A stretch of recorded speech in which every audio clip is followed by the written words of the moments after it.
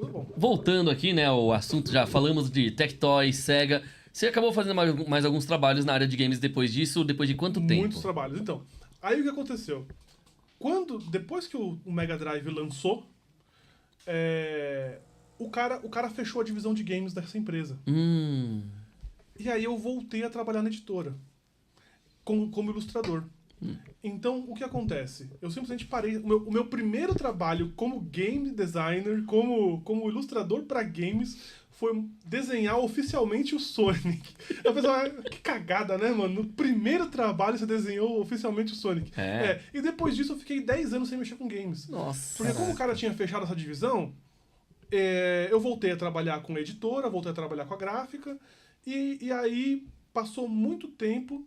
Em 2005, de 2001 para 2005, eu tive uma oportunidade numa escola antiga chamada Cadertec, hoje em dia essa escola não existe mais, que era uma escola oficial da Autodesk aqui no Brasil. Ela mexia com 3D e tal, aquela coisa toda. E eu sabia um pouco de 3D, e eu manjava muito de gráfica e manjava muito de editora. Os caras tinham toda uma estrutura para dar aula de 3D, e eles não tinham nenhuma estrutura para dar aula de fechamento de arquivo e gráfica. Aí eu fui lá e falei assim, eu manjo, hein? Eu posso criar aqui um monte de curso para vocês de fechamento de arquivo, gráfica, Illustrator, deixa. Aí o pessoal olhou e falou assim, faz o seguinte, eu vi que você é bom, mas dá essa aula básica de Photoshop que a gente tem aqui. Aí eu falei, beleza. Eu sempre gostei de dar aula, eu dei aula em ateliê de desenho e tal, tudo mais. Então, eu comecei a dar aula de Photoshop. Quando eu comecei a dar aula de Photoshop, o pessoal olhou e falou assim, legal. Eu falei assim, posso mudar um pouquinho aqui o curso do Photoshop? Aí eles, pode. O quê? Aqui, vai ficar um pouco mais legal. Posso mudar aqui um pouquinho? Tá vendo? É só um curso, vamos fazer uma continuação. Aí tá bom, vamos fazer uma outra continuação. No final das contas, o curso de Photoshop deles, que era virou 3 cursos, que recebeu um nome que a gente chamava de Photoshop Extreme, passava por ilustração, gráfica e não sei o que lá. Era um curso, bem completão, assim, que eu coloquei tudo que eu podia lá. E ao mesmo tempo eu fiquei dando aula de 3D, porque eu já sabia de 3D. Então, quando não tinha as aulas de gráfica e faltava professor de 3D, eu dava aula de 3D. Então, o que era legal lá é que, assim, sempre que tinha um lançamento de uma nova versão do 3D Max, por exemplo, né? Assim, eles faziam um grande evento mostrando existia a BGS, não é BGS, mas era um evento de games antigo que tinha, que era bem grande. Então eles alugavam um espaço só para lançar o novo 3D, mostrar as coisas. E aí eles mostravam sempre, chegava esses tutoriais dos Estados Unidos e o pessoal traduzia e ensinava o pessoal do Brasil. Então, basicamente, o pessoal do 3D da Cadertec traduzia esses materiais ou transformava eles de uma linguagem mais acessível para o público brasileiro, mas sempre mostrando a crista do 3D, a crista da onda, da pegada e tudo mais. E eu ficava lá, só de olho, né, aprendendo. Sim. Então eu fui aprendendo até o momento que eu aprendi tudo de 3D lá, e aí eu cheguei e falei assim, dá para mudar esse curso aqui, hein, Dá pra mudar esse curso aqui. E aí eu fui começando a criar uma continuação dos cursos de 3D. Então eu falei assim, dá pra fazer assim, dá pra criar um curso de personagem aqui, dá pra criar um curso sei que lá, né? E eu fui encaixando coisas lá. Onde eu podia, eu ia encaixando. E aí eles tinham um curso de games lá dentro, tinha um curso, e o pessoal chegava sempre material oficial de fora, de games e tal. Eu cheguei a pegar na mão o arquivo do Prince of Persia Sands of Time. Porque os caras usavam uma tecnologia da Autodesk. Eu falei assim, a gente usou essa tecnologia da Autodesk aqui. Para vocês ensinarem, usa esse arquivo aqui. Então os arquivos do Prince of Persia, os arquivos do... como é que é o nome? Dos Transformers. Tinha acabado de lançar o filme 1 dos Transformers. Você guardou essas coisas? Não podia. Não podia guardar. Na verdade, esses arquivos ficavam só lá dentro da escola, né? E era um acesso meio restrito, assim. Então, quisera eu ter guardado isso, né? Eu não guardei. Eu vi, porque era uma forma de mexer os braços diferenciada e tal. E eu fui aprendendo isso. Aí, quando eu fui aprendendo isso, chegou mais ou menos ali 2012. 2012, eu manjava muito de fazer game, mas nunca tinha trabalhado com game. Tinha muita gente que trabalhava com game, ia lá fazer os cursos que eu dava, voltava pra trabalhar com game e falava assim, você é bom, hein, que legal, ainda bem que você me ensinou. Ia lá e fazer game. Eu falei, mano, por que eu não vou trabalhar com games, então? Né? Já que o pessoal que já sabe vem aprender os extras comigo aqui, por que eu não faço alguma coisa? Sim. Então, essa foi a inspiração. Para quê? Para eu montar uma indie house, que a gente chamou de Carranca Games. Eu lembro. Então foi eu e o Ken. A gente montou a Carranca Games, o Ken programava, eu fazia arte. E a gente começou a fazer as artes desses jogos, né? Então a gente chegou a fazer, encurtando, a gente fez 3 jogos. Nesses três jogos que a gente fez, 2 deles ganharam recomendações internacionais, né? Uhum. Porque um dos jogos que é o Kaiju Infestation era um jogo de realidade aumentada que a gente fez lá em 2012. Sim. Então, tipo assim, Pokémon GO foi lançado 2018, Não, 2015. Eu não lembro. Acho que 15 ou 16, Mas, assim, eu não lembro agora. A gente fez um jogo de realidade aumentada 2, 3 anos antes do Pokémon GO. Sim. O que acontece? Os celulares do Brasil não conseguiam pegar o jogo. Eu lembro que eu ia ficar como beta tester e aí não funcionava que o meu era antigo, assim. Exatamente. E aí, lá fora fez sucesso, aqui no Brasil não fez tanto.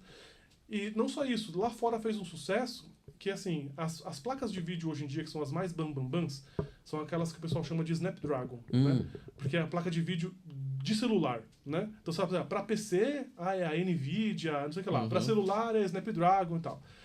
E aí um cara que era o assessor Big Boss da Snapdragon viu o nosso jogo. Ele viu o nosso jogo. Ele chegou na mão dele o nosso jogo. E os caras olharam e falaram assim, porra, como vocês conseguiram fazer isso? Eu nem sabia que dava pra fazer isso na minha placa de vídeo. Ei. Aí eu falei assim, é mesmo? Você é mesmo? Olha só, seu jogo tá muito bom. A gente tem aqui o jogo da Lego. O jogo da Lego não é tão bom quanto o de vocês. Ó, tá aqui na lista, ó. Eles não conseguem colocar mais do que não sei quantos, eles não conseguem ser realistas. Eu falei, pô, que legal, né? Que bacana. Aí eu falei, então vamos fazer o seguinte, a gente aqui vai dar uma menção pra vocês, aí do Brasil, chamando vocês de os especialistas da América do Sul em realidade aumentada. Vamos dar um selo da Snapdragon para vocês e vamos colocar vocês aqui como feature dentro do nosso site. E aí o pessoal vai ver quais são os 3 melhores jogos feitos para nossa tecnologia e o seu tá lá entre os top 3. Aí fala, bacana, Caraca. né? Pô, legal pra caramba, né? Aí, quando esse jogo ficou no top 3, o pessoal da Intel olhou e falou assim, esse jogo não funciona no nosso celular. Porque o nosso celular não tem a placa do Snapdragon e não tem a tecnologia deles. Aí os caras entraram em contato comigo. Nós somos uma Intel do Brasil, a gente viu aqui o Kaiju Infestation, achou muito legal. Acontece que as nossas tablets, que são as novas que estão aqui no Brasil, vão começar a ter essa capacidade de ter essa tecnologia, mas a nossa tecnologia interna do celular não é tão boa ou não fala a mesma língua que aquela da Snapdragon. Então a gente quer fazer o quê? A gente quer que o seu jogo funcione no nosso celular, no nosso tablet, e a gente quer autorização para colocar o jogo de vocês dentro dos testes aqui. Eu falei assim, então quer dizer que o meu jogo vai ser benchmark da Intel? Ele falou assim, Eu falei, que legal. Aí foi a segunda recomendação que a gente ganhou. A gente ganhou Intel Specialist, né? Aí o nosso jogo ele entrou dentro de uma área ali onde eram os especialistas da Intel, que produziam jogos para a Intel. E isso deu algumas vantagens para a gente em muitos sentidos. E aí o nosso jogo ele foi lançado dentro de um dos celulares da Intel na época. Foi uma tablet, que eu esqueci o nome. Era uma tablet chinesa que estava entrando no Brasil, esqueci o nome agora. Eita. Tá, mas tudo bem. Ela entrou, aí o jogo do Kaiju Infestation ficou lá, né? E a gente fez na época, hoje em dia a realidade aumentada, quando você aponta pra cá, ele reconhece a mesa, né? Sim. Antigamente você tinha que ter um tabuleirozinho para ele reconhecer o tabuleiro. A gente fez a caixa do celular ser reconhecível pelo jogo, então o cara que comprava o celular, vinha a instrução assim, não joga essa caixa fora, porque ela é um jogo. Aí você ligava o Kaiju Infestation, apontava e aparecia o jogo, Sim. o jogo para eles, né? Hoje em dia, a caixa dos... o próprio ROG Phone da Asus é assim. Né? Tem a história em quadrinhos que é toda animada, que tem um aplicativo específico. Olha na caixa tal, agora vai para tal parte da caixa. E vai contar a história assim. todo Não animado. sei se agora tá melhor? Tá bem mais... Tá melhor. Foi mal. Tá mais alto agora. Boa. Então, e aí foi isso. Aí o pessoal falou assim, nossa, você ganhou muito dinheiro, né? Não, cara, foi o meu segundo jogo. E quando a Carranca Games foi Ganhou lançada... reconhecimento, né? Quando a Carranca Games foi lançada, o meu ideal era o seguinte. Qual que era a ideia? Era assim, ó. Eu conheço muitos donos de agência. Se eu conseguir fazer um jogo bom e mostrar pra eles que eu conheço, que eu consegui fazer, então eu posso começar a fazer advergames. Fazer joguinho pra uma campanha publicitária, Sim. sabe? E vender o meu jogo. Era essa a ideia. Então a gente nunca pensou em ganhar dinheiro com o Kaiju Infestation. A gente tinha colocado lá o Ads, né? Você jogou, Sim. viu um Ads e tal.